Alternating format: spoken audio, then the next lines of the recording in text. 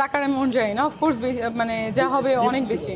হ্যাঁ, of course gift থাকে, এটাও গিফট। দেশের বাইরে থেকে, দুবাই থেকে করেছি, অফকোর্স দুবাই থেকে আসা। এটা আমাকে আসলে একটা ডিজাইনার ডিজাইন করেছে, নেদারল্যান্ডের, উনি ডাচ আর কি যাদেরকে বলে।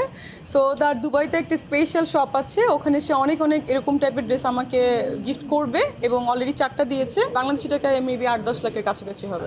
আমি তো সবার নায়িকা, যত নায়ক আছে সবার নায়িকা আমি সবার নায়িকা হয়ে আমি এনজয় করি। হ্যাঁ, এটা অনেক দিন আগের কথা।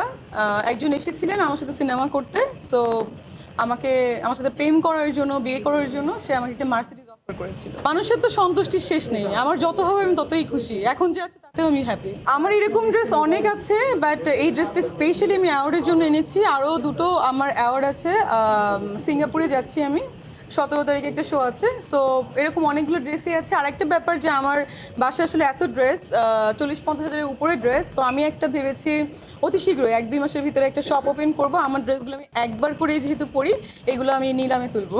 আমি বলেছি যে আমি এটা নিলামে তুলবো, যে যত টাকা দিয়ে কিনবে ওইটাও একটা হবে। আর এই টাকাগুলো আমি অবশ্যই মানুষকে, পোর পিপলসদের দান করব।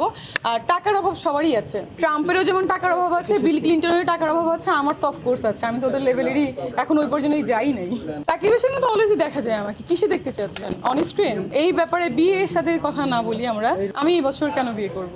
অলওয়েজ দেশে ঈদ করি। আমার যদি আমার পছন্দের হয় কেউ, সেক্ষেত্রে মানে ইনকাম ডাজন্ট ম্যাটার, বিকজ আমিও ইনকাম করি। পছন্দের বিয়ে না করে ফ্যামিলি থেকে অ্যারেঞ্জ করে বা টাকার জন্য বিয়ে করে, তাহলে তো অনেক হইতে হবে। 1 কোটি 2 কোটি টাকা থাকতে হবে মাসে মিনিমাম। সব ছেলেই পছন্দ, দেখা যায়।